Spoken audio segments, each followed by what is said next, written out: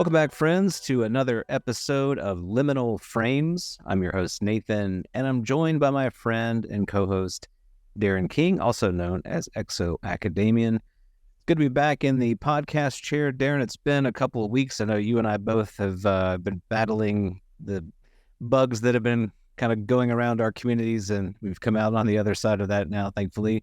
But it's really great to get behind the microphone and catch up, get into some current events and what's unfolding at the beginning of 2024.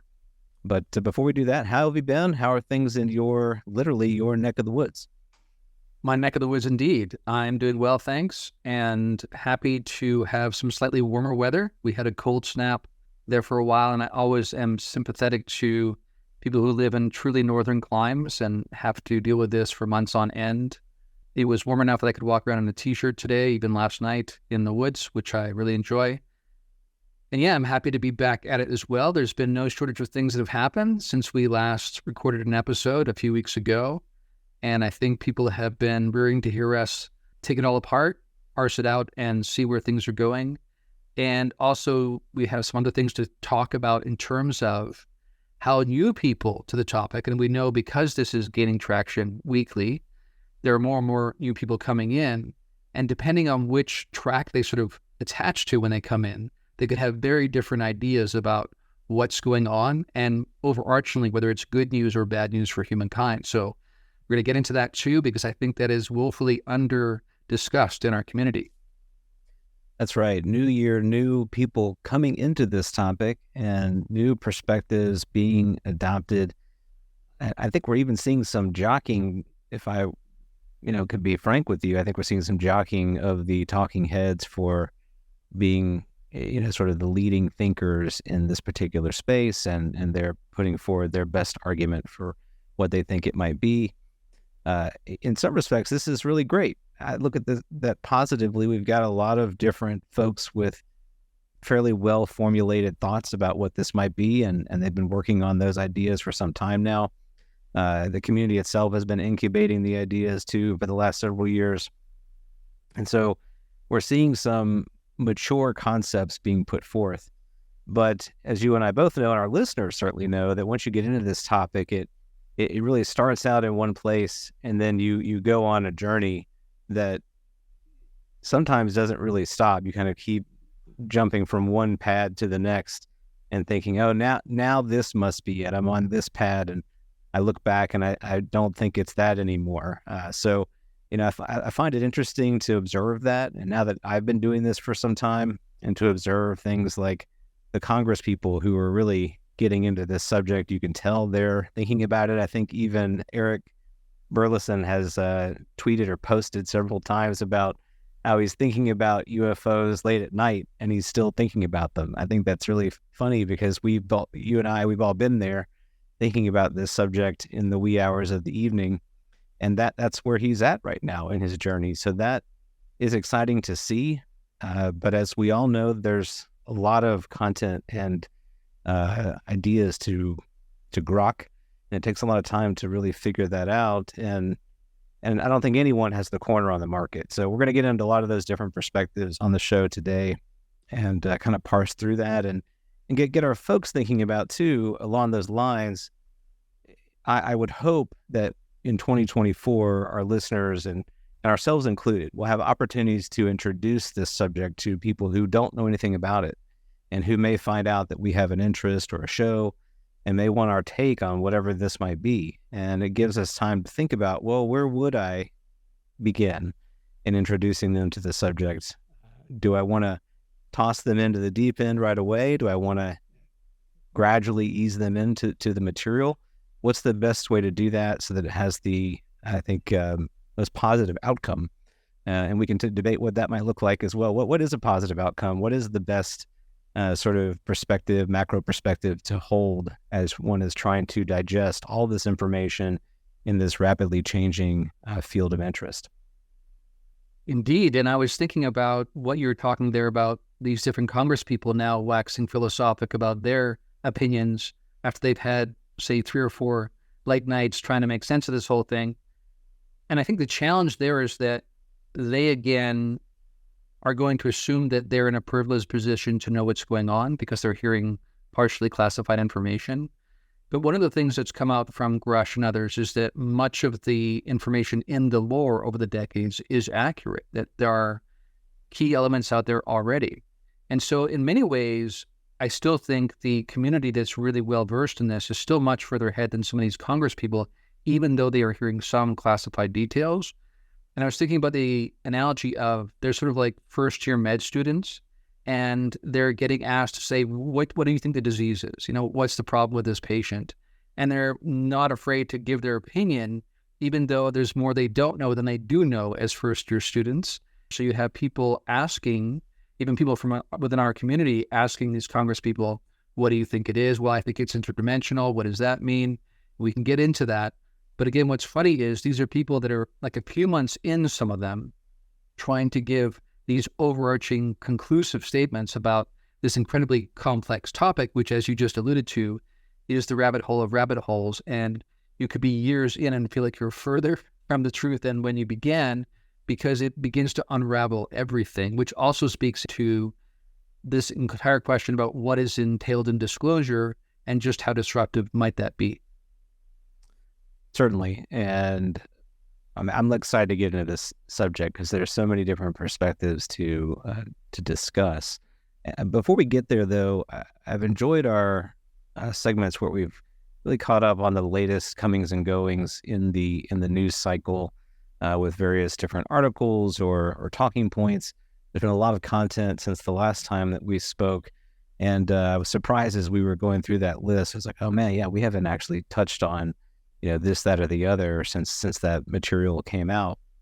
So there's quite a few pieces of information and news bites that have happened, and I would love to get your take and love to get into conversation about them. The first one that I think was really impactful for the community and got a lot of attention was this article written by Bernardo Kastrup about his perspective on what this might all be. That article is titled UAPs and Nonhuman Intelligence, What is the Most Reasonable Scenario?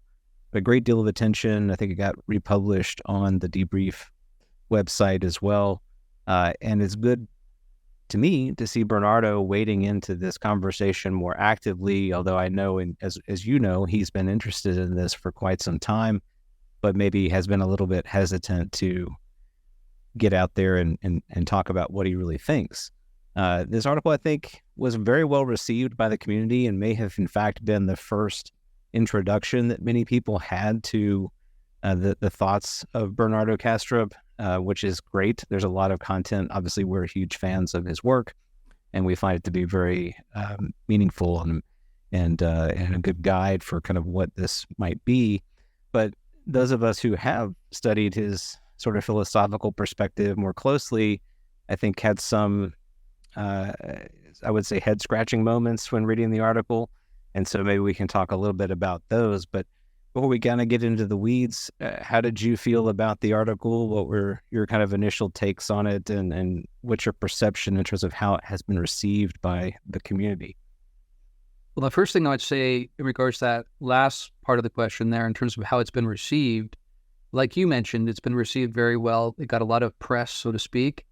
I think a lot of that comes down to kind of a hero worship that tends to happen, and to some degree, an inferiority complex that those in the UFO community suffer from a little bit, where if you get a big name like a world-class, world-renowned philosopher chiming in, a lot of people just feel validated by seeing that happen at all. And I think, though, that can also lead to someone coming in on that kind of platform getting away with some cheap shots and getting away with some maybe not really thorough thinking. And that's what surprised me about this article. I found it fascinating that he was exploring this particular side of things, namely this notion that there could have been a kind of non-human intelligence native to the Earth long before Homo sapiens sapiens kind of rose to the floor, and that because of plate tectonics swallowing up previous civilization structures and whatnot, that could have happened 350 million years ago or something, and we would see no evidence of their civilization, but they may have survived and might be in subterranean kind of cavities now or something. And he also in that article was pretty outspoken about what he thought it wasn't. He thought it was not aliens from Alpha Centauri. He was clear that he does not think the extraterrestrial hypothesis is tenable here. He basically said that he thinks there's a remarkable lack of clarity and critical thinking amongst ufology, and he thinks a lot of the storytelling is lacking in credible argument. Again, I would point to Dave Rush there and say that's not what seems to be coming forward, though. What seems to be coming forward is that a lot of the lore has proven to be true. And you get kind of this weird circular reasoning here, because some of the skeptics and the cynics, even the debunkers, even the professional debunkers who are trying to shut this down, will say, look, it just looks like all these guys have been reading a bunch of old sci-fi magazines and have put it together and formed this ridiculous level of cultural history around this topic. When no, it's the other way around, that the reason why that has existed in the lore is because it has leaked out. And as we've talked about before on this podcast, part of the enterprise has always involved leaking truth in the midst of some falsehoods so as to confuse people, but also to establish some plausible deniability while you actually are seeding our civilization with some of the ideas that speak to the actual reality underlyingly. So for someone like Bernardo to basically begin from a point where he's excusing all of that other data and saying he will not consider that, he will take one very narrow range of data that he considers authentic and legitimate and start from there. And that's what led me to post on social media saying that our starting points make a huge difference in where we end up. And while I respect Bernardo and consider him a friend, I don't have the same starting points as he does. I think, as I've pointed out before, channeled material, for instance, is one of our greatest sources of information. Even government agencies used channeled material to make contact with ETs or interdimensionals, whatever you want to call them, NHIs. And in one famous case, they even were channeling through this woman and getting information, and they asked them to show a visible sign of their presence, and they looked out the window, and sure enough, there was a craft up in the sky right at the time they asked for it. So again, you have this direct crossover between mediums of contact that are not conventional, but can show up as technological craft in our apparently 3D world. So I think it's a mistake to exclude all of that data. I think we have to include as much as we can, like in a generous way, actually, and generate from there and see where we end up. But what was your thoughts when you first came across that article, other than the fact that it was head-scratching to you? Obviously, it's very well written, and he, in my opinion, condensed a lot of the thinking around this phenomena into some very digestible, coherent, cogent arguments. I've certainly been interested in this Silurian hypothesis, which, for those of you who aren't familiar with that hypothesis, is that the Earth is really old. It's billions of years old, and because it's so old, there is ample time within its history for different life forms to have developed and to have advanced into, advanced civilizations, built civilizations with technology, etc. But because it's so old, because the universe is a dangerous place, that means that things have happened in that time frame. We've had cataclysms, we've had impacts from meteors and things of that nature that has essentially reset some of these potentially ancient civilizations, and we have some maybe hints of that evidence in our geologic record or our past, and it's plausible that these UFOs or these phenomena that we experience now may be the remnants of these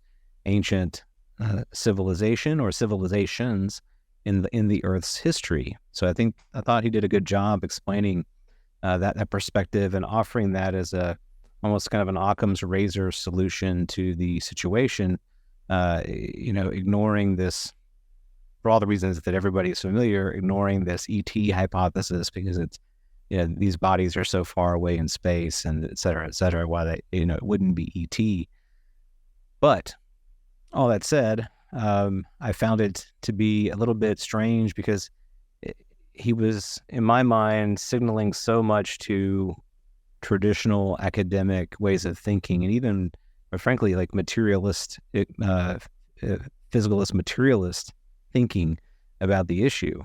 And for someone who is one of the leading thinkers in an idealist perspective, I found that to be a little bit weird and hard to reconcile those two points of view. One sentence that really, I think, got me at the early part of the article, and I'll read it here, is that he said, "In my view, a significant portion of the published material could benefit from greater rigor, empirical grounding, theoretical clarity, and logical reasoning. This field often appears to diverge from the standards of intellectual precision and level-headed analysis that hold in academia."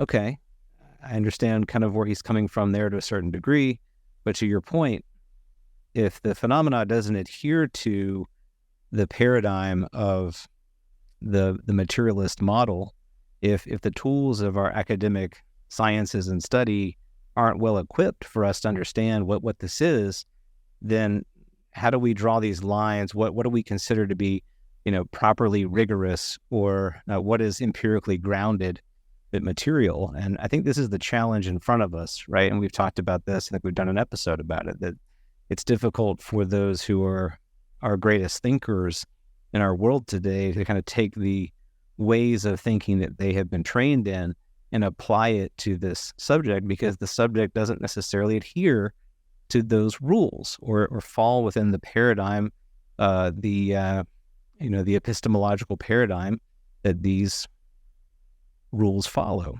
So I think it's going to end up resulting in some challenges, for all of us, quite frankly. I think we're going to see some evolution of his perspective as time goes on, that this won't be the last we've heard of him, and he'll continue to provide some really valuable feedback and analysis on all of this. But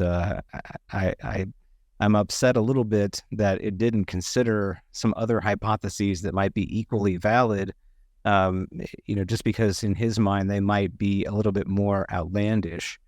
So right away we're taking kind of a scalpel to the possibility space, and I don't know that is necessarily fair.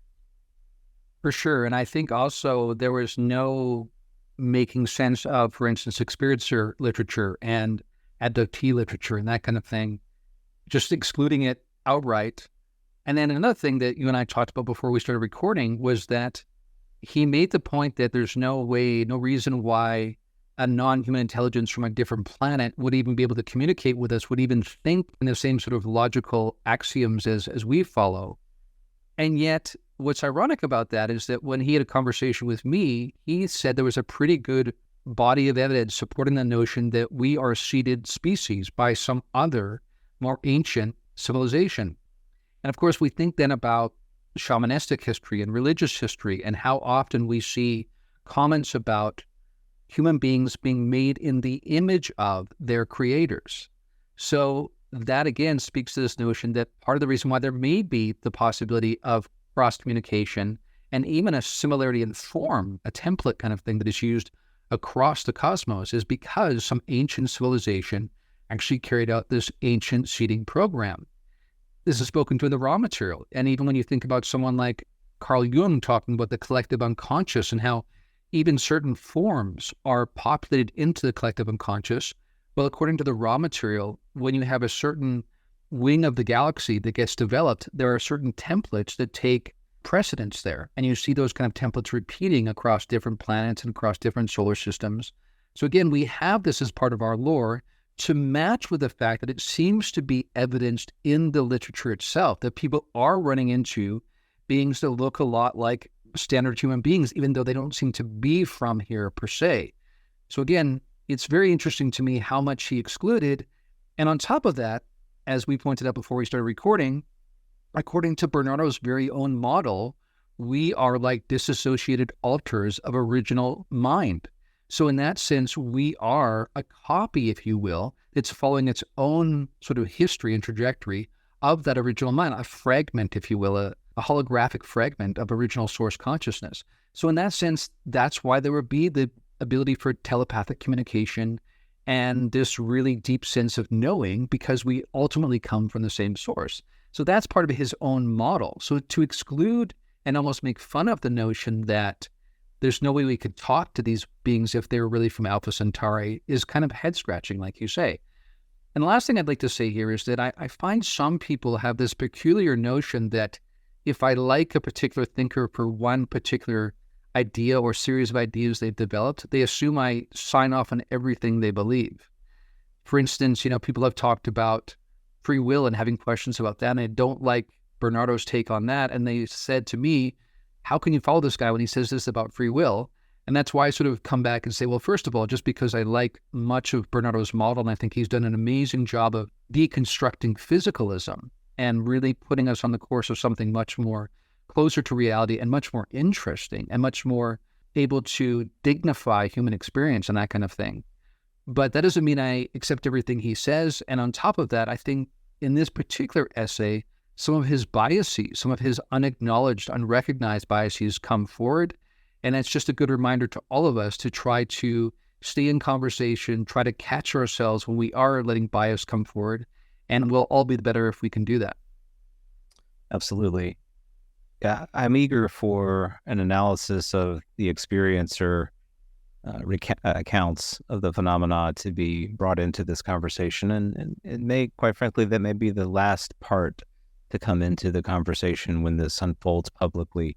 But if you think about what it is that we might know or be able to learn the most about what it is, we should be talking to the people who've had direct experience with it. Even if, and I think we can all acknowledge this, even if we observe at the surface level of those experiences, they may not have a lot in common. That there's an interpretive layer that we have to get through to understand the common elements between these two different experiences.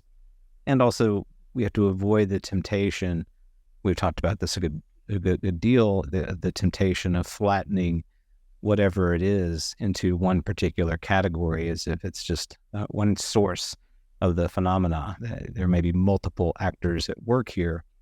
I did want to read a quote that he has in the article, and then I know we want to move on to some other sound bites, but this was about him talking about these two different elements, the nuts and bolts, the UFO craft, and the fact that they show up in radar signatures, etc. They're clearly real objects, but then also this high strangeness component. So he says, I'm not dismissive of this high strangeness class of observations. As a matter of fact, I've written an entire book, meaning in absurdity, in which I try to account for it. I believe these visions are real as such. They are part of a natural feedback mechanism intrinsic to the human mind, which seeks to dislodge it from ossified worldviews that, despite having become stable, no longer serve the advancement of our understanding of ourselves and nature. The visions in question emerge from collective, phylogenetically ancient layers of the human mind shared by all of us, which, for being incapable of language and conceptual reasoning, communicate to the executive ego through dreamlike, immersive metaphors.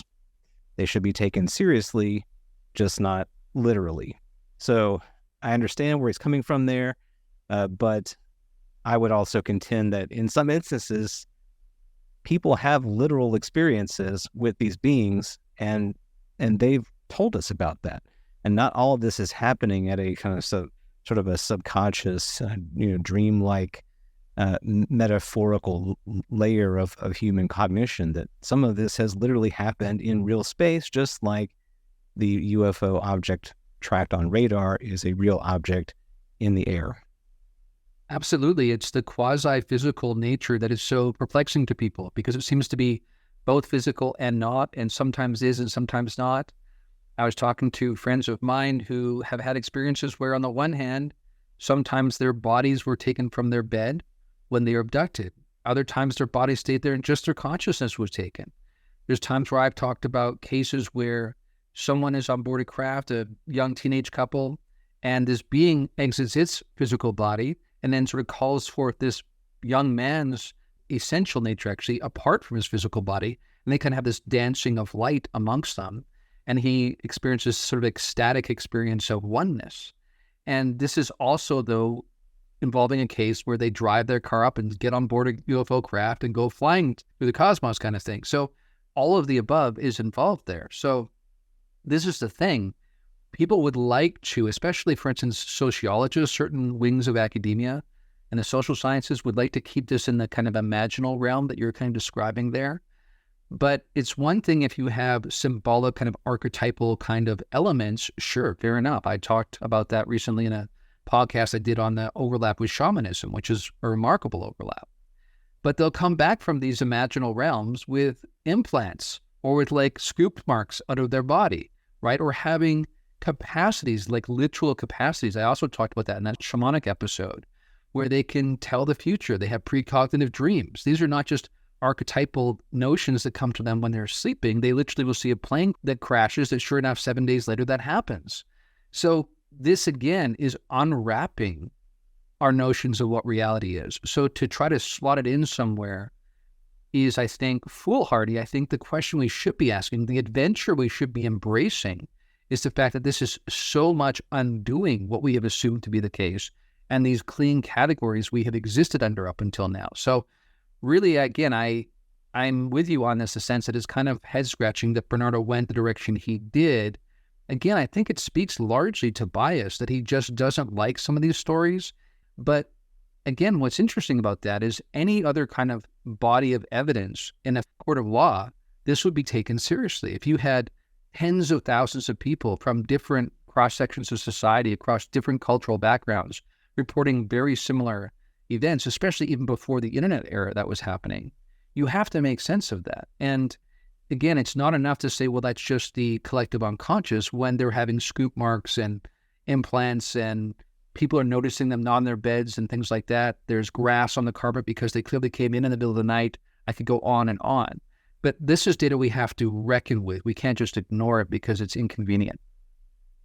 Exactly. Yeah, great article. I'm incredibly grateful that he published it and it got the attention that it did. I think it was well deserved and well received. I think it's got people thinking a little bit harder to use some of his words in a more structured and logical way about what this might be.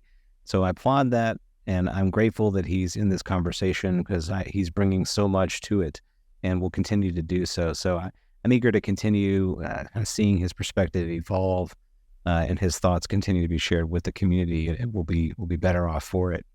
Switching gears a little bit, we've had a recent, I don't know if it should be called an op-ed, maybe an opinion piece written by Dr. Sean Kirkpatrick and published in Scientific American, which was basically kind of a full-throated defense of the work that he did at Arrow. And I would say he went on the offensive against the UFO community, the whistleblower David Grush, the stories that we've all heard that David has alluded to, kind of lumping all of that material into a conspiracy-minded bucket that was a total distraction, both for his department and also for Congress, that Congress has been duped by these stories as well, that this sort of closely knit cabal of UFO enthusiasts over the last several decades have managed to pull one over on everybody, and none of these claims have checked out. That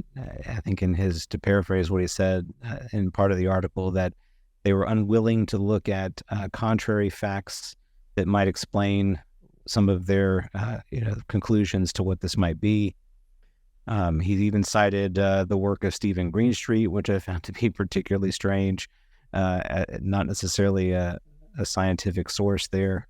So a really weird piece of opinion work there, and it got a lot of flack, of course, in the community.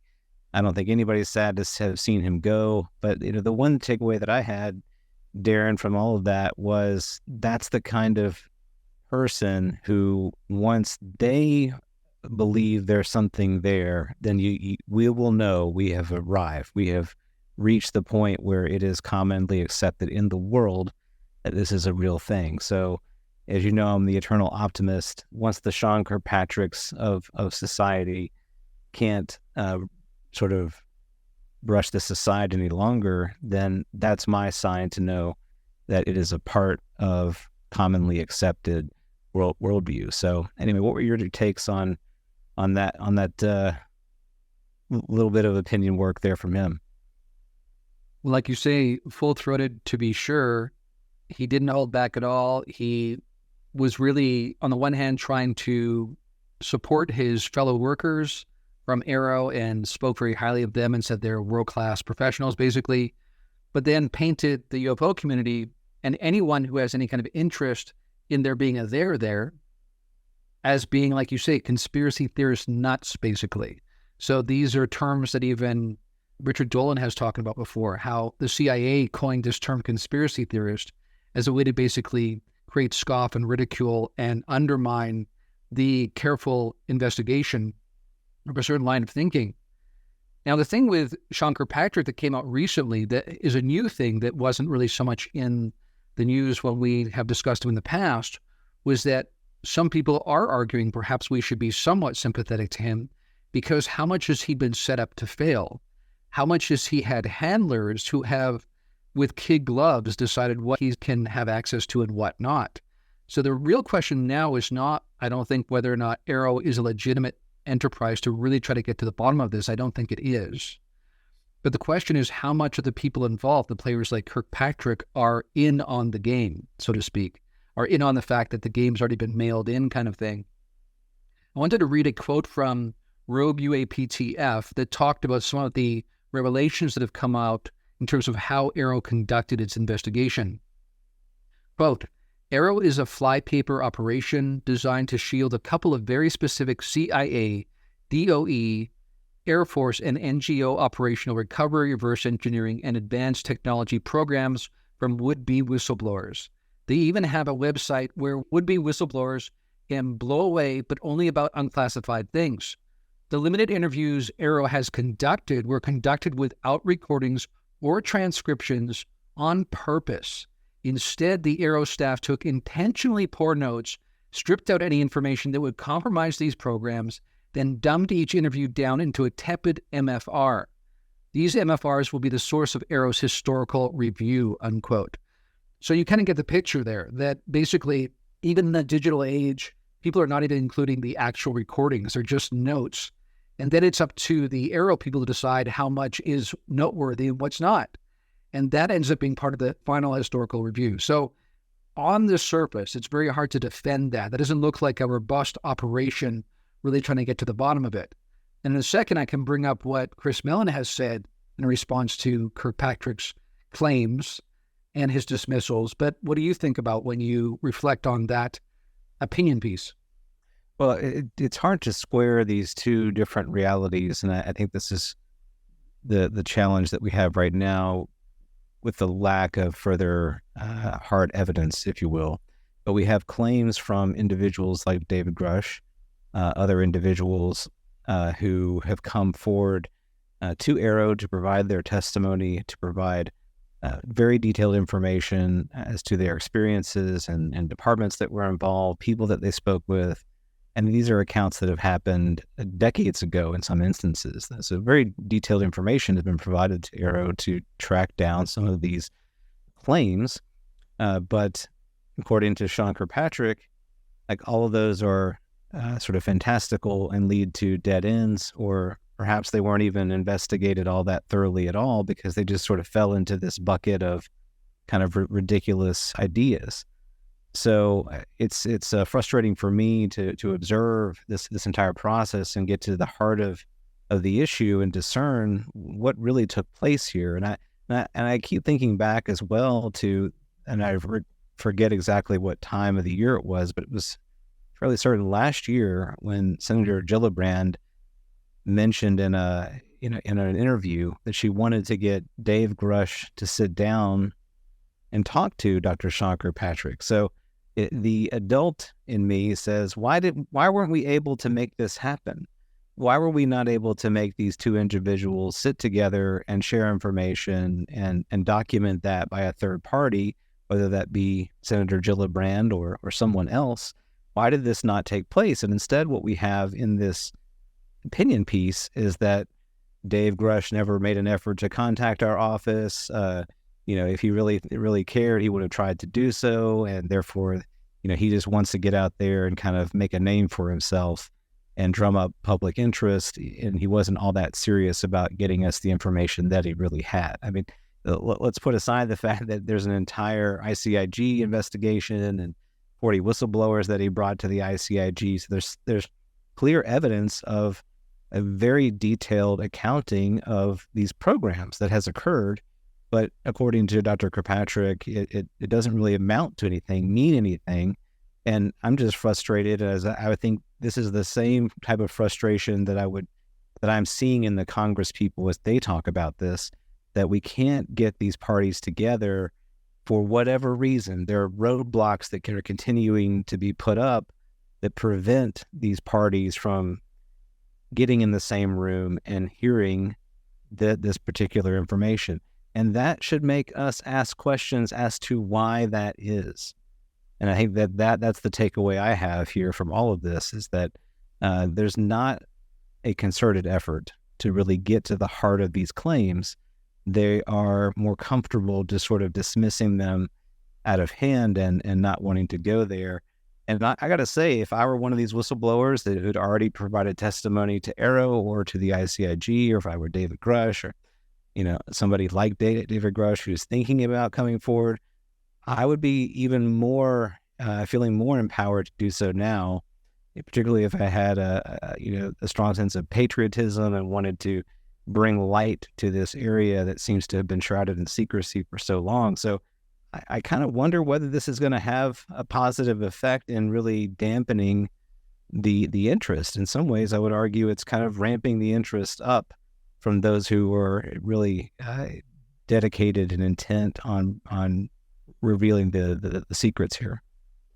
Absolutely. I had the same sense that if you're going to go out and publish this op-ed and ridicule anyone involved and sort of lump them all together in a kind of Project Blue Book kind of effort, then you're only going to stir up a hornet's nest. You're going to have the people with the actual information saying, that's it, I'm coming forward, come hell or high water, I'm going to find a way to do this, even if I'm putting myself at risk to some degree. Like you said, if nothing else, it prompts the question, why are these obvious mismatches not being reconciled? And like you say, he publishes this article, but then doesn't at all acknowledge the fact that there's this ICIG investigation involving multiple whistleblowers, dozens apparently. And if there was nothing to that, then why would the ICIG have said that Grush's claims are credible and urgent? It just doesn't make any sense. He doesn't even try to account for that. And like you say, when he's quoting people like Stephen Greenstreet, it says a lot about the quality, the caliber of the kind of rebuke he's putting forward. There have also been some notions come forward that, for instance, when it came to this notion that various groups were running illegal black programs to do with reverse engineering, apparently, and this is almost laughable, the notion is he would call up these programs and say, we've heard you've been doing something illegal. You're not doing anything like that, are you? No, of course not. Thank you. Thanks for confirming that. And it's pretty hilarious if that's the degree to which he's gone, because of course it mails it in. He knows he's going to get that answer. This is what, again, Chris Mellon said about this, because again, there's discrepancies in the historical reflection that Kirkpatrick offers versus what some of the whistleblowers have been saying.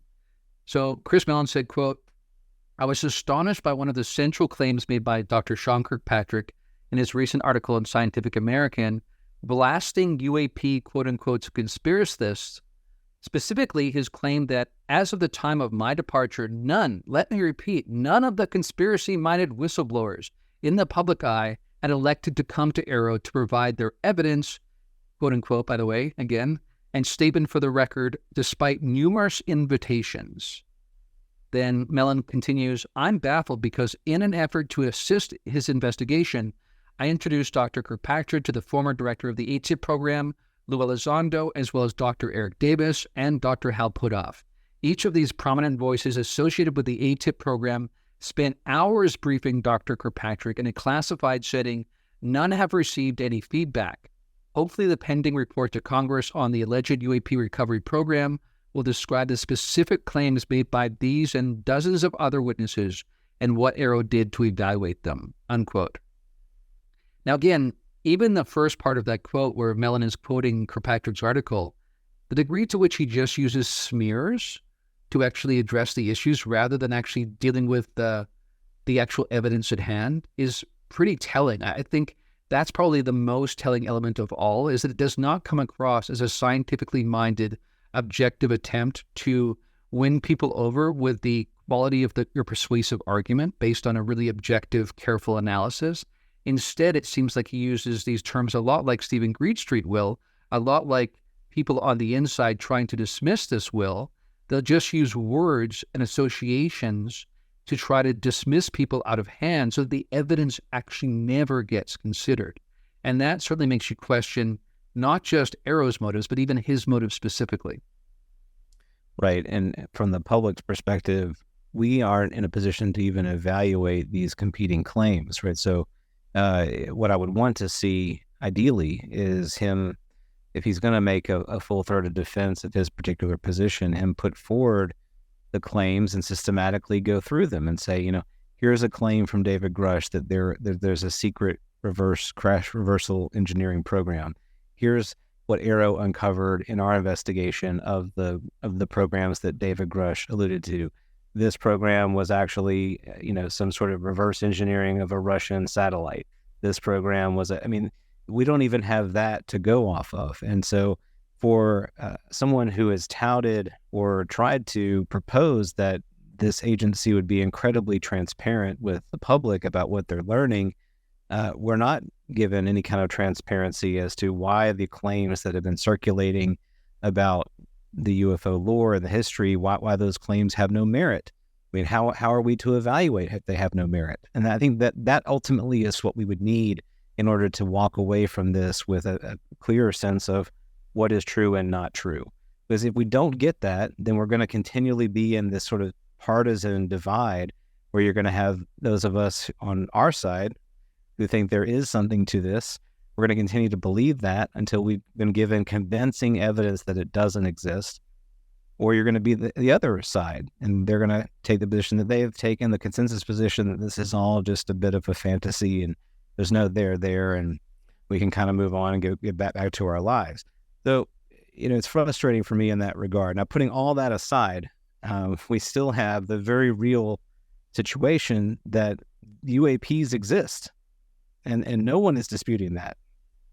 Dr. Sean Kirkpatrick is not disputing that. We've learned that 2 to 5% of these objects are in fact real and have been backed up with multiple sensor platforms and performing strange, maneuvers over sensitive areas, where we should have control of those areas. So that should be very concerning. And the Department of Defense's unclassified IG report was just published, and that was essentially their conclusion as well, that these objects should be taken very seriously, that they are real, that they do pose a threat to national security, and quite frankly, where we are as a country in collating and responding to these objects is inept. It's behind the curve. It's not where we should be. There's no centralized information collection that's happening. All the agencies aren't working together like they should. To some degree, its conclusions were quite scathing in that regard. And that to me is a black eye on the part of Arrow itself, that this hasn't occurred, since that's part of its mandate, is to help us get our arms around this and kind of shepherd these agencies to work together and create a singular way of collating this information and coming to conclusions. So the track record of the organization, the person who led the organization, these things don't appear to me as an outsider looking in to be very strong. And instead, it seems to be very dismissive and very opaque, with the most classic example of that opacity being they have a Twitter account that's, I think, posted twice. So they're not very forthcoming with the American public. All that said, I think, like I said earlier, we're going to see folks in their frustration who are going to come out of the woodwork here, punching back to these statements. And I got to think, if I were in Dr. Sean Kirkpatrick's shoes, I'm going to have egg on my face at some point with some of the statements that he has made here. So we shall see. That's certainly what I think we'll see in the next few months. Yeah, the last couple of things I'll say in it are, first of all, I agree with you. He will eventually have egg on his face, which kind of, again, prompts the question, why even go in that direction when it's not going to end well for you? A few things to make note of here, though. With that scathing report about what Arrow has failed to do in terms of creating a robust reporting system that spans across agencies so we can have this greater sense of national defense, the issue there is that I think is a bit of a game being played, because in a way, Arrow doesn't want to produce that kind of robust cross-agency reporting mechanism because all it will do is demonstrate how real this is, that this is something absolutely prevalent in our skies that is not easily dismissible, not at all dismissible really, as the Chinese or the Russians or whatever. And so, again, it's a game of obfuscation. Even when they get their hands slapped, they are doing it because they're buying time. They really don't want to do the work they've been tasked to do, because it will end up with a conclusion that shines the light directly back on the DoD again and the contractors. And so they're really trying to avoid that. Again, even Susan Goff has come forward and said that the only incidents that are ultimately reported on that Arrow has looked into are ones that are basically decided that that was something basically prosaic. Turns out it was a Chinese drone or whatever. So, of course, we talked about this once before on a podcast episode last year sometime. What that ends up implying, this is where you got NLP again, neuro-linguistic programming, because if the only cases you ever ultimately discuss are the ones you've concluded were prosaic in nature, then the implication it leads people with, especially people who are lazily thinking about it, that eventually all of them will be prosaic. It's just a matter of doing that until, again, quoting Kirkpatrick here, it's somebody else's problem because I've explained it away. So, and even people have come forward recently and said that some of the investigation Arrow did has helped us identify a more advanced kind of spherical drone that China may have. And of course, people then start thinking, oh, so the orbs were all just Chinese drones? Again, it's not said that way, but the implication is there. It leads people down that pathway to think that way. And again, at the end of the day, it creates more obfuscation, and ironically is about them avoiding the very task they've been tasked with trying to complete. Yeah, you don't want to be in a position to say, we don't know what it is, and we kind of have no ability to deal with it either. And I think that's essentially where this would go.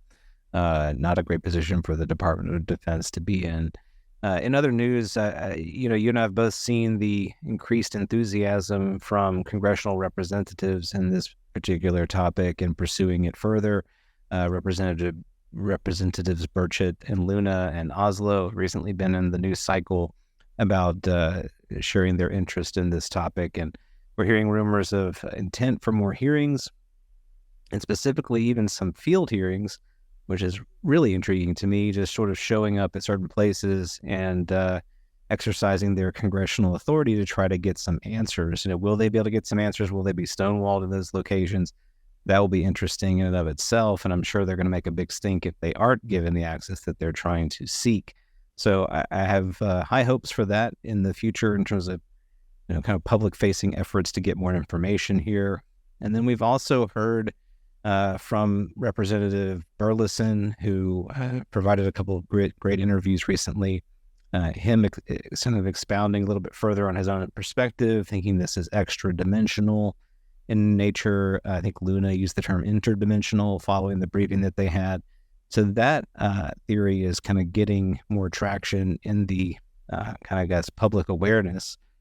And to some degree, because I know we'll spend the latter half of the episode here talking about aspects of this, it's highlighting the fact that there are various theories that are in the community, and when people first hear about it, they're going to be exposed to the leading thinkers and talkers on either social media or on their podcast platforms or on their mainstream news channels who are espousing particular theories. And some of those people may have only had a very brief encounter with the material, and so but because of the way that they talk, political talk, it sounds as if they've got a corner on what it actually might be. So we're entering into some interesting, I think, territory here as we're seeing the scope of interest expand in 2024. What are your thoughts on that, kind of as we're seeing it grow in interest this year?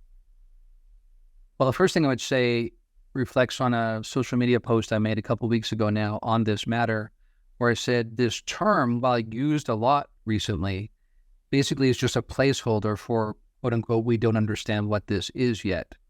In other words, it's more saying what we think it's not, or not in the sense that we conventionally might think about it. So in other words, it's a way of trying to get people to think beyond extraterrestrial in terms of just flying here in a linear manner through a spaceship and that kind of thing. And of course, there's also religious history. Diana Pasulka and some other people have talked a lot about this. how there seems to be so much overlap with religious history and encounters had there and the way that they came into being in our reality. And again, same thing with the shamanism episode I did. There's a lot of overlap there.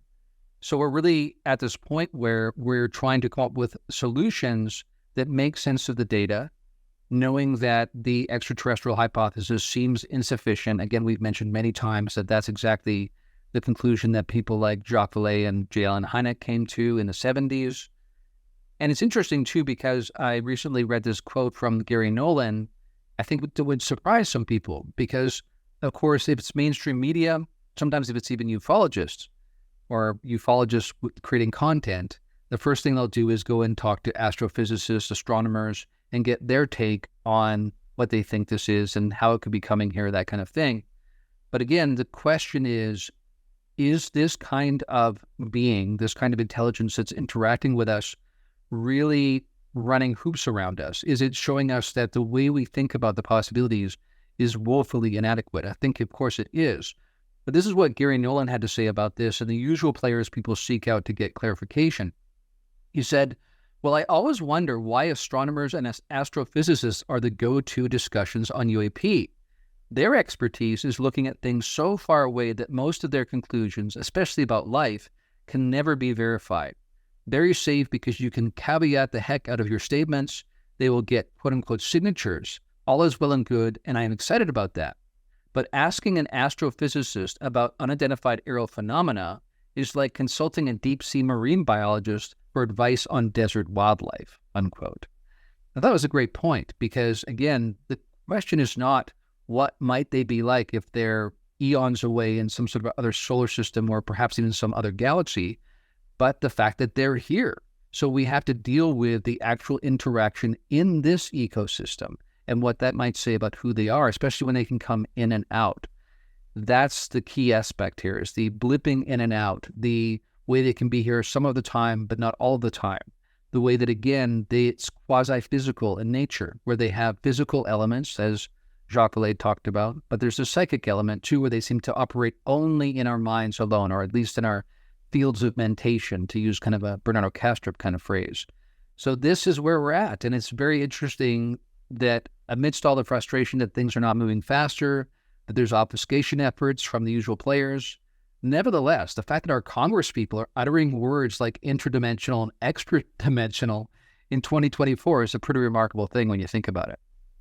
It really is. I think that when we touched on this before, that reality has a track record of humbling us in our hubris, that our scientific understanding in history has always been one of, we've got this all figured out, and we can't possibly be surprised by new information.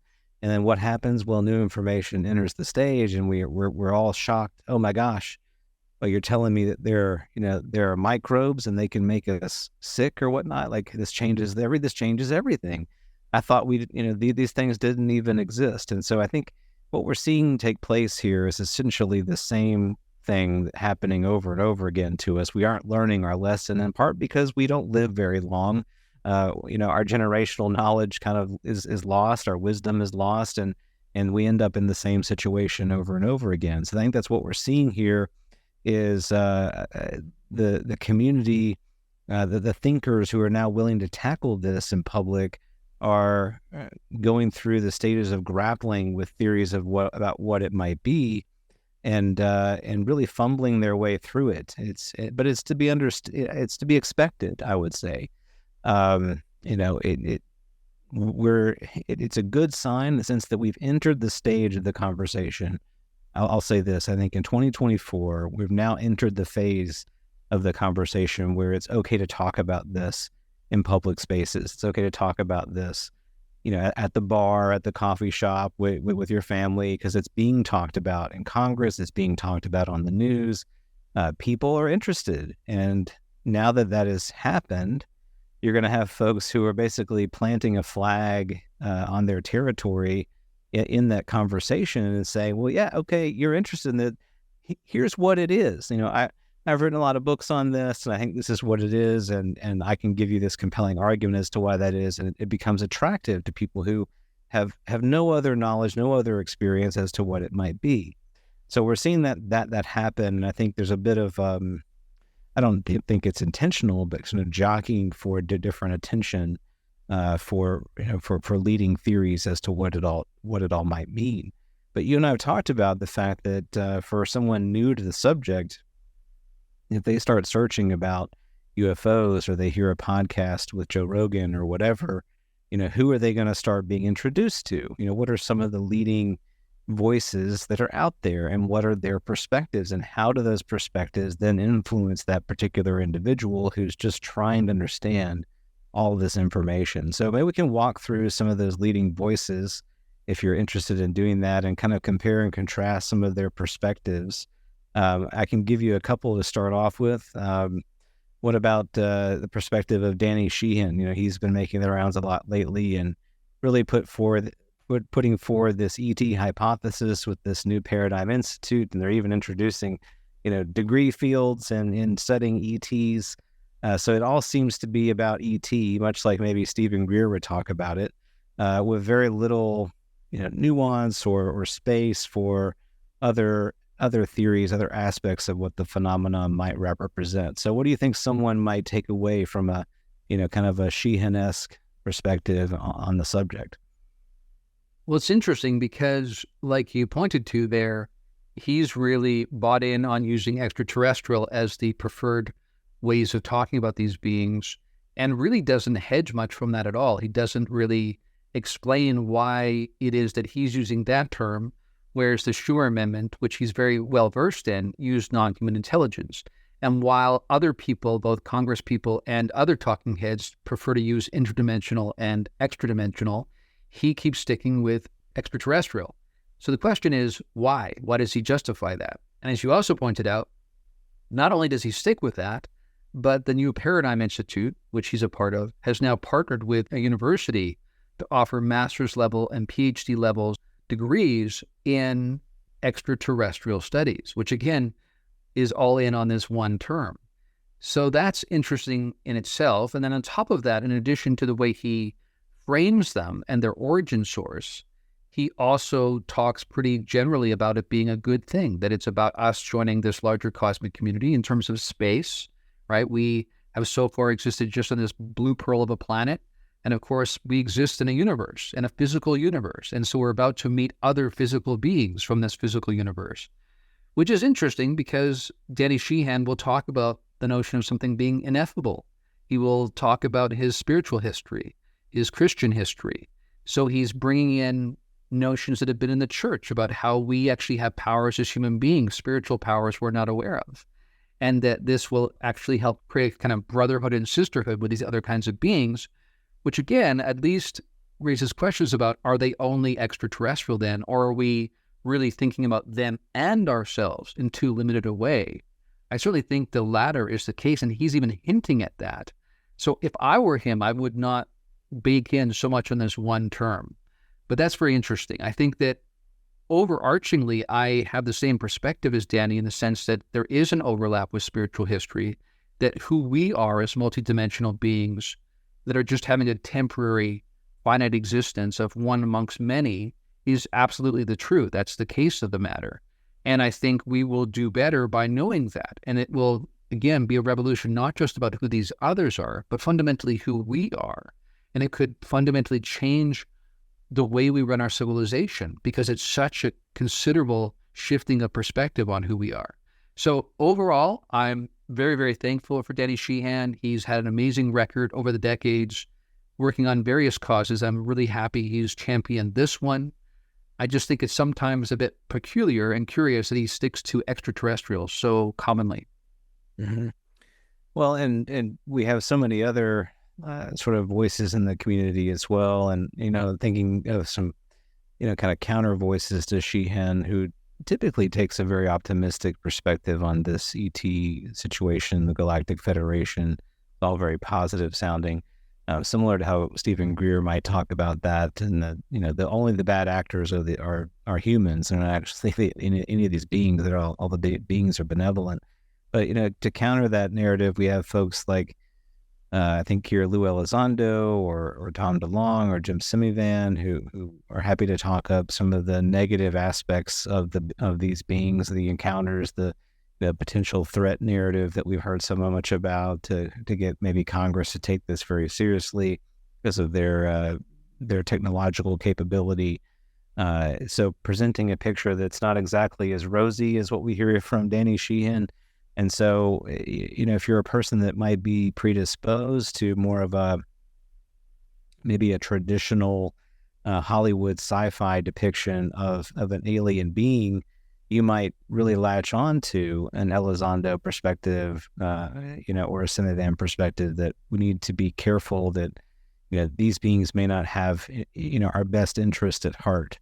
And so, how does that set us up, in opposition to whatever this might be? That's a real challenge. I mean, I think all of these things highlight the challenge that we have before us in terms of how do we carefully, methodically evaluate all of these different perspectives and then present essentially kind of like a suspended perspective to the public. Because I think you and I would both agree that the people with a lot of the information don't actually know what it means. That they've been hoarding it in part because they don't have the answers. And so if we are to kind of open the doors a little bit further and allow people to get their hands on the information and come up with some theories, how do we kind of inoculate ourselves against quick conclusions that might be neat and tidy and saying, we've got this figured out, they're from Zeta Reticuli and we're done here. So how do we kind of move forward and navigate this, kind of unfolding space so that we leave room for new perspectives, novel ideas that I think haven't necessarily been, widely adopted in the community? Well, I think you kind of hinted at it earlier when you talked about how we are, in our hubris, so quick to assume we've almost got everything worked out. We always have this sort of assumption that we're at the 98% level. And even though we look back in retrospect and say, well, our forefathers thought that as well, and look at that was prior to the quantum revolution, where everything got undone and rewritten. And determinism and causal structures seem to just be actually a certain frame of reference in reality. And these much more bizarre fields of energy kind of like undergirded that. And then I think here, too, the challenge is that even the way some of these people talk about these things is pretty imprecise. I've discussed before how, while I love Tom DeLonge and the effort he's made historically, he is pretty fast and loose with the way he talks about these things in a way that I think doesn't serve us so well. Even someone like Jim Semivan has that one famous quote that's all over the internet about there's another intelligence with us on this bleeping planet, to keep us in a PG level here. But of course, the interesting thing about that quote is that he says there's another intelligence, singular, right? So it kind of, again, to a new person goes, oh, there's one intelligence here, and this guy seems pretty freaked out. As you pointed out before we started recording, he's got various talismans and various ways he tries to protect his family and his house from these invaders, which he has compared to the jinn of Islamic tradition. Again, I would just want to point out to people, what is the jinn other than a term to describe these beings that are doing these things? So really calling it something, we might as well call it the Bagiwakis, doesn't get us any closer, other than that's a new term we could use. So the jinn is just a term that was applied to describe these nefarious, apparently, interdimensional beings, again, meaning that they come in and come out kind of thing. And we get no further ahead by attaching to one particular way that was framed or described in the past when it's the same thing as today, just with a different term. This goes to, again, the notion of interdimensional. We think we're further ahead than we actually are. That's just a placeholder for some kind of being we don't understand. But all this is to say, even with someone like Tom DeLonge, he famously talked about going out into the desert in a tent and having a really terrifying experience in the middle of the night. And he kind of then gave people the impression that, be careful what you wish for. Don't go seeking this stuff. It's pretty dark, some of it. And then, of course, that ties in with his argument that some of the military-industrial complex has tried to protect us from these things, tried to fight the good fight while we're taking our kids to soccer games so that they can one day figure out how to handle this. course, many people think that's a pretty convenient narrative that he perhaps has been sold by some of these people in the military. And of course, he doesn't really address the fact that there's many, many, many, many people in CE5 and heist movements going back to the Rama material in South America and whatnot that have had remarkably positive overarching experiences time and time and time and time again by following a certain kind of protocol, which again, we back to protocols and how that can invite a kind of non-ordinary state or non-ordinary realm kind of experience, or a way that this quasi-physical kinds of reality can intersperse with our own. So again, what this points to is the fact that at the very least, I think the responsible thing to do is to say that these might be different kinds of beings, and some of them are arising from different origin sources altogether from each other, which again gets to the real crux being here. We're just beginning to understand reality. We're not perfecting it. We're not putting the cherry on top. That's the degree of shock I think that we're in for. And I think certainly I was mentioning to you how people like Hal Puthoff were part of a group back in 2005. This is mentioned in Jacques Vallée's Forbidden Science 5, where they basically were put in these different groups and tasked with whether or not they think humanity could handle disclosure. Would it be a net positive for humanity? And basically, according to Vallée's account of this, every single one of these subgroups that was broken out as part of this process determined that it would do more harm than good, that humanity was not ready. Now, what I want to point out to people, that does not mean it's because it's bad or evil or dark or demons or jinn or whatever. It's because it's so overwhelming, because it so deconstructs what we think of as reality. And I mean everything. I mean our origins, life and death, everything, the nature of reality.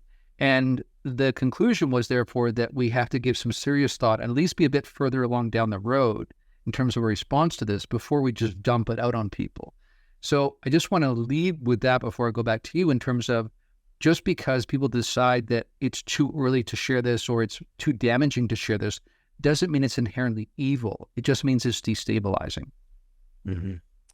Well, I today I was able to listen to, I posted about this on X.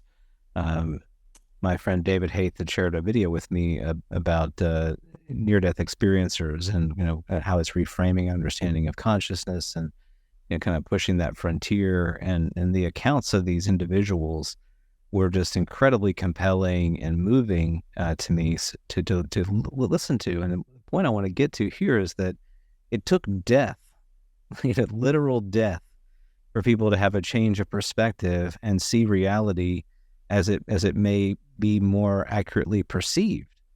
So that, that if that doesn't tell you the challenge that we're facing, I don't think you're paying attention, because, we come at this with the perspective that we're just going to slot whatever this is into our conventional way of looking at the world.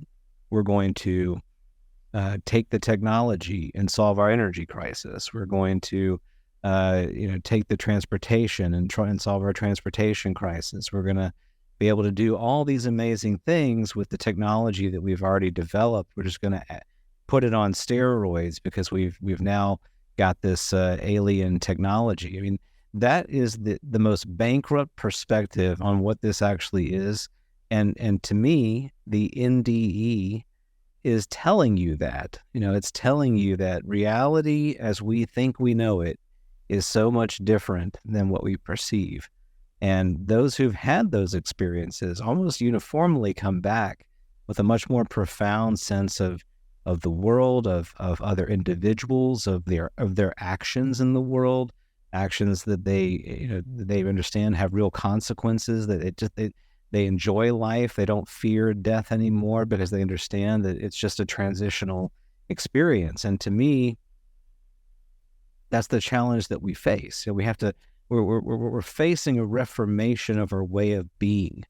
And that's really, really hard for us to accept because we've grown to like the way we do things. We like our comfort. We like the technology that we have. We just want more of it. Just give me more of it. And, this is not what that is. And so when you talk about the study groups and focus groups that have said maybe we should not kind of let this out of the bottle, I think it speaks to that as well. We don't have the maturity to understand what this is. We're not ready for that. We can't get our own house in order. So why should we be willing to, kind of open up this and expose people to, I think, kind of the darkest aspects of who we are, because we're not willing to face those things right now. People don't want to face who they really are. And that's really what this does. Yeah, it reminds me of a spiritual teacher I had years ago that I studied under that talked about why people sign up for spiritual programs. And usually they do it because they want to feel better.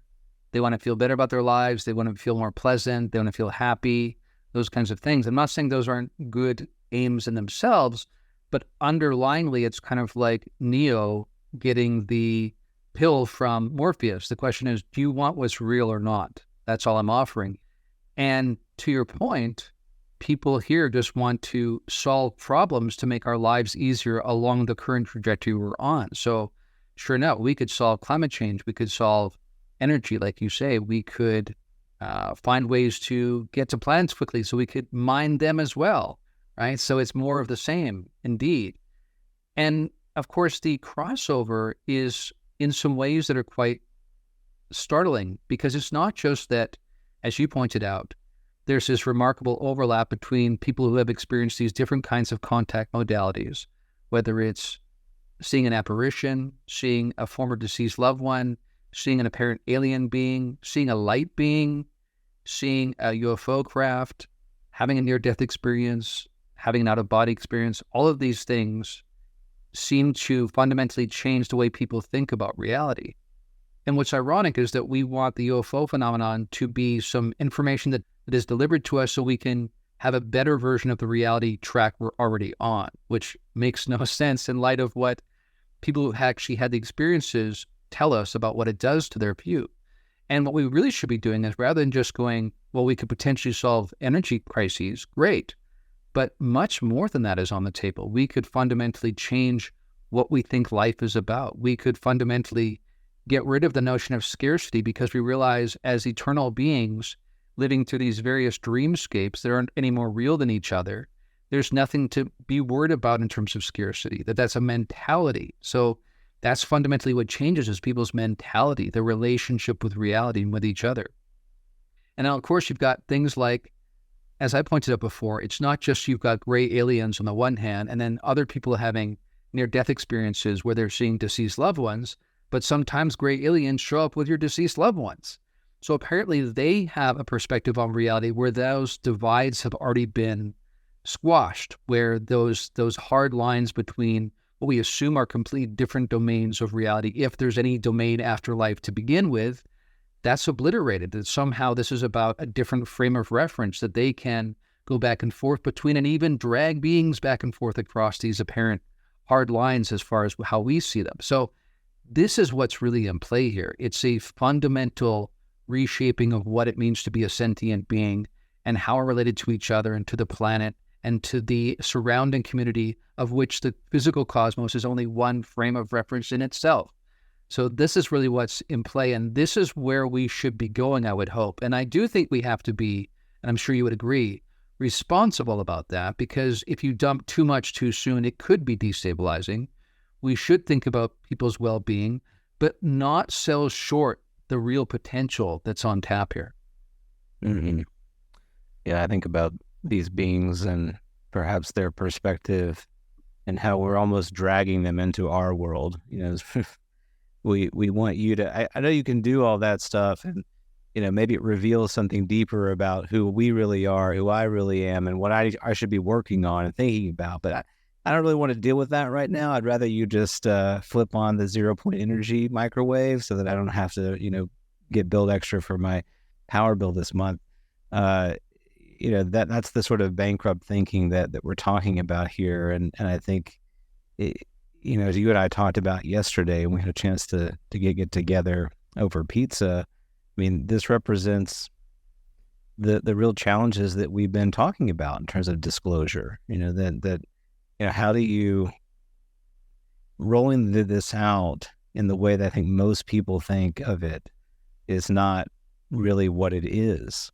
And so, to kind of trot this out in front of the world and say, yeah, we're not alone, and here's some spacecraft, and yada yada. I mean, sure, we might make some advances. Maybe we would even come together for a time and realize that we're one human family and have a bit of a kumbaya moment there. But I feel fairly confident in saying, unless something else were to happen that would really challenge us to change our behavior, we're going to go back to our regular ways of interacting. We're going to still continue to see, divides in our maps of the world, where divides don't actually exist, and divides in our maps of human beings where divides don't actually exist. We're going to continue to take that perspective on how we do things, and I think that's it's very, very short-sighted. So in all of that conversation, I'm led to think then, and I know you spent some time thinking about this, what is the role of these non-human intelligences in the dialogue with humanity to kind of maybe move us forward?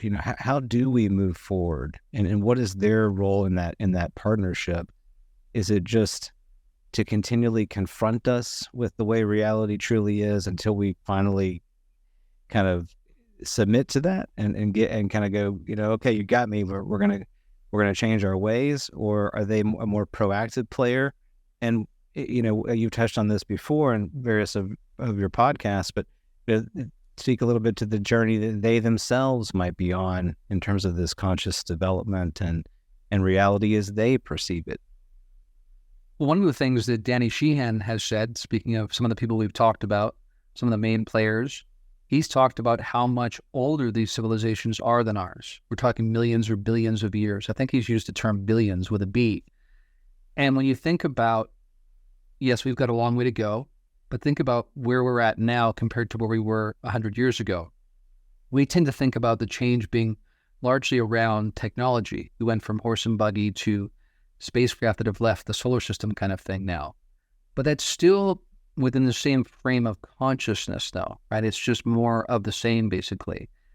When you have the order of magnitude around millions and billions of years, suddenly consciousness itself, what it means to be, comes into question. That fundamentally shifts. And this is, again, where our poverty of imagination comes into the fore here, because we can't imagine what reality will be like 3 decades from now. This is what we talked about before in terms of part of the feedback Sean Kirkpatrick got from those people who were tasked with telling him what an advanced extraterrestrial signature might look like. They said, well, we don't even know what our technology is going to look like in 3 decades with the exponential growth in technology we're seeing. So how could we possibly know what a species that's thousands of years or hundreds of thousands of years or millions of years ahead of us? We just can't. We literally can't. It's not just within the scope of our imaginative capacity at this point. But the thing is, when you think about these others, they are taking some of the glimpses we're having about us all being fractal impressions of source consciousness, and they've explored that to the fullest extent.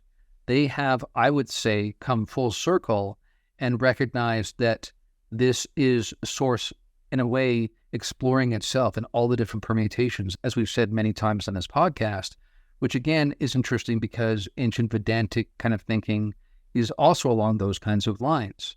And we're kind of coming full circle in that sense. And quantum mechanics seems to be suggesting that too. Another thing I think about here in terms of how people frame this and how we, again, want something that's easily digestible. Can I please have 300 pages that will tell me exactly what this is and how it's going to change us? I was thinking about another historical player, like Diana Pasulka, has put forth this new book that involves these different encounters and how people have been inspired by their interactions. But even that is a particular kind of encounter that's included in that book.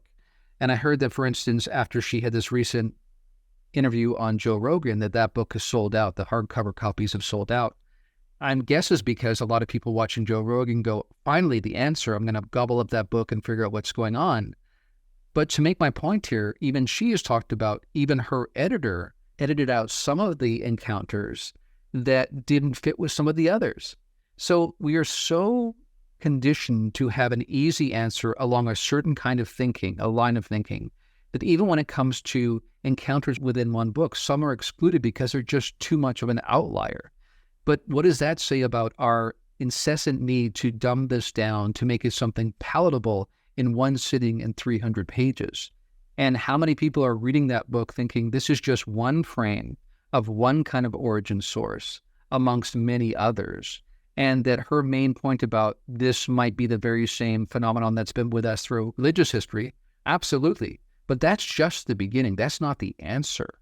So this again speaks to how we kind of are not really honest with ourselves. We want this open-ended inquiry. We want answers, but sometimes getting to the answers means exploring terrain that is vast and has as much depth to it as breadth that we've not even considered yet, let alone really tracked and navigated through. So in other words, what this should be is an invitation to an open-ended question, a series of inquiries that will carry us forward for this generation, the next generation, the next generation. I mean, the way that I look at it is that I do have a sense of how these things work and what's going on, but how we precisely map that onto our notions of reality, that remains an open question.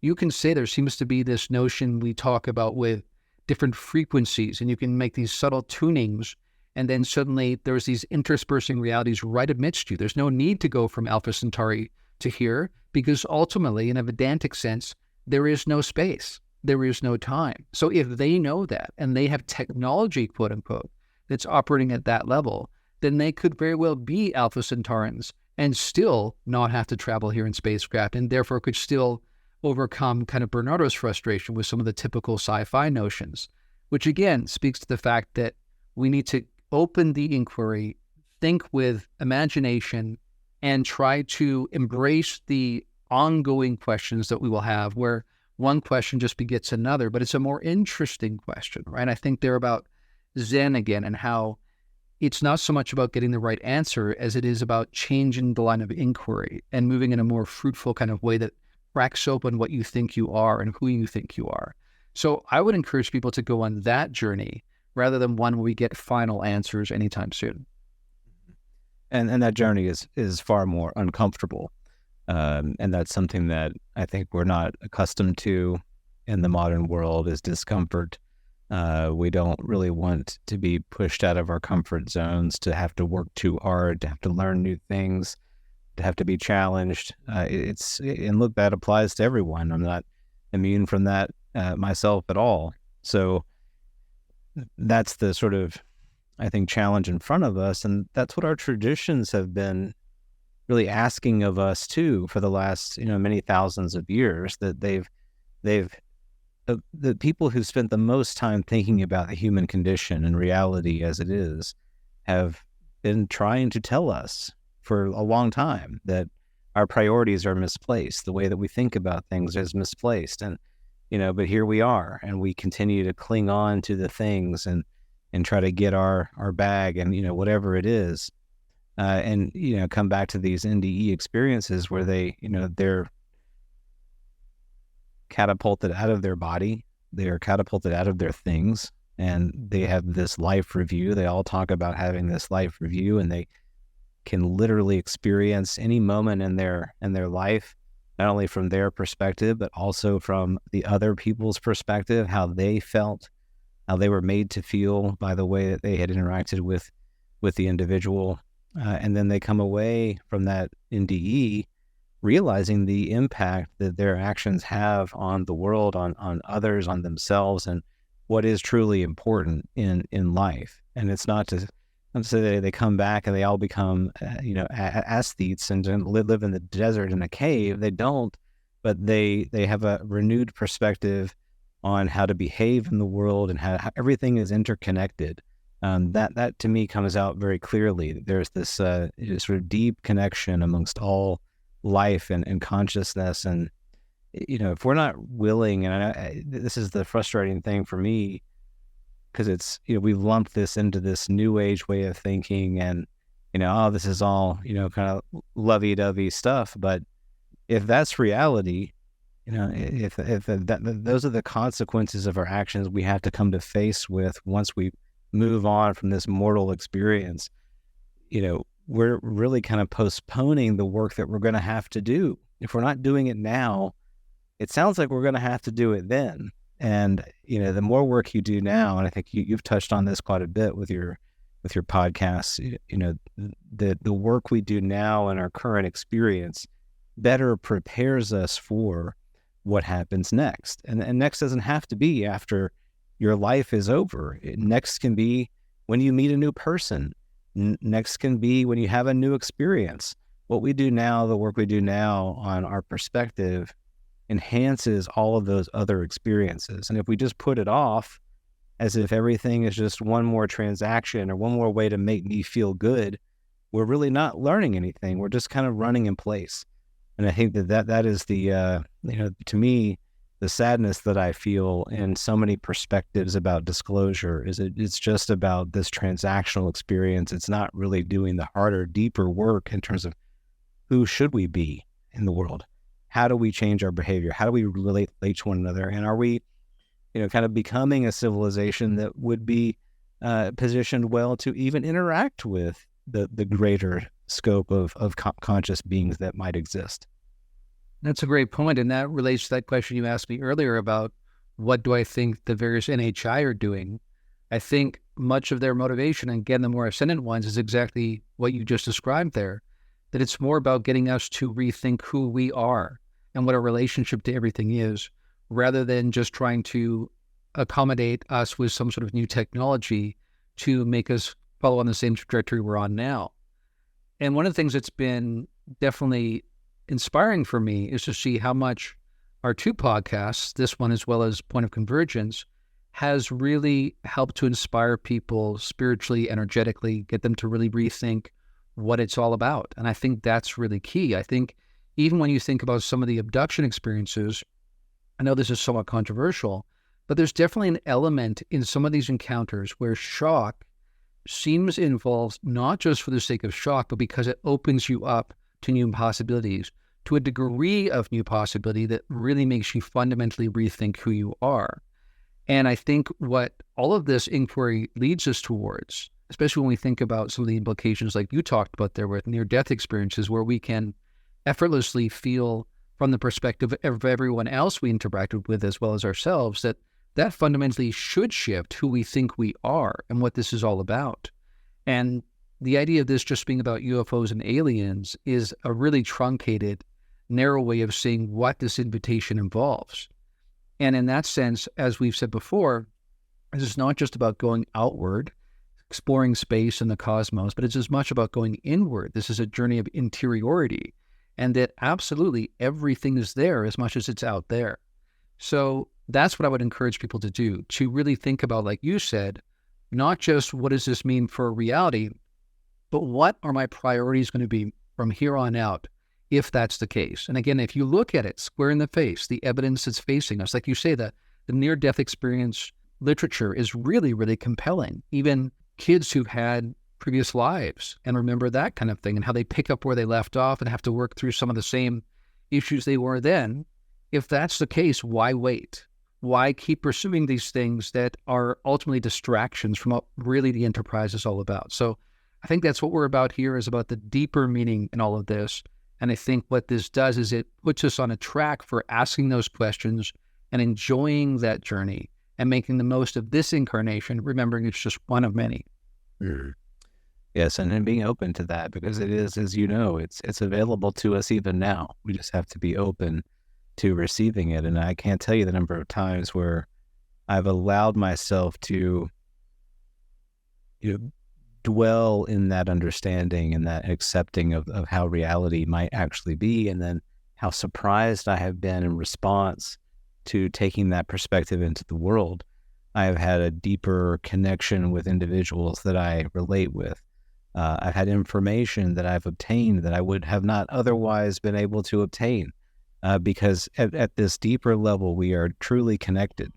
And we have just tricked ourselves in a way to believing otherwise. And it's created this illusion of separation and our divisions and many of the problems that we have now. And all we have to do is choose to no longer see that.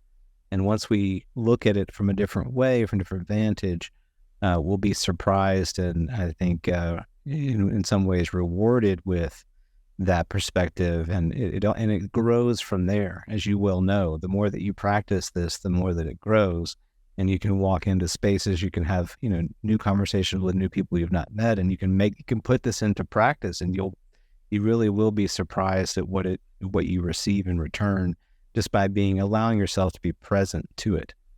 So it's exciting work, and that's kind of part of the work that we're doing together on our shows, and planning to do more of this year with retreats and things of that nature. So hopefully we'll have chances to kind of do that with other individuals, listeners of the show, and other folks who are on this journey with us. Well, Darren, it's been great to kind of get back in the saddle and to get back in the community and having this conversation. Any parting thoughts before we close? Just that I am excited about this upcoming year, and I am looking forward to taking some of the virtual community that's existed over the last few years and actually doing more classes again, online classes. I'll be posting information about a new class that's coming up next week that people can register for. Like you mentioned, retreats I think will be really, really exciting. I've even been talking to a friend of mine about even bringing in some shamanic kind of tradition and journeying into that as well, which again, there's remarkable crossover between CE5 and heist protocols and these kinds of ways of encountering these non-ordinary state realities. So really looking forward to joining with the community in some of that in the flesh, as it were, and just looking forward to where it's going. And ultimately, like you said, not just for the sake of having some great experiences, although that is fun in itself, but so it actually changes who we are, changes our relationship with each other in reality, so that we could actually be a part of the solution in terms of where we're going as a civilization. I love that. Well, before I read our closing benediction, I would like to sort of briefly mention why I do that at all. Why do we have this benediction at the end of the show? And I think it's to kind of dovetail with what we've been talking about. It helps to create this shared space together with our listeners. And that's something that happens not just when you listen to this the first time, the day that it gets, publicized, but it's, whenever you happen to be listening to it. It could be years from now, we have a listener to the show. We're creating a space that kind of links this content, this conversation with wherever you happen to be, and it's mutual, it's interactive, and that's what it's meant to do. So it's something that I think has been really rewarding for me, and I hope it's been rewarding for those that have been on this journey with us. So with that being said, may the quality of our questions, shaped by a desire for understanding, enhance our journey of discovery.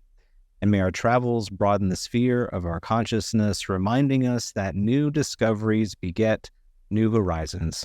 As always, adventure awaits. We'll see you next time on Liminal Frames.